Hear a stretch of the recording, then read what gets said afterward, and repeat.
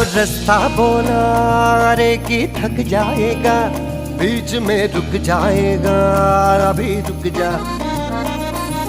अरे आगे जाके गरज के आंधी होगी, गरज के तूफान होगा, अभी रुक जा।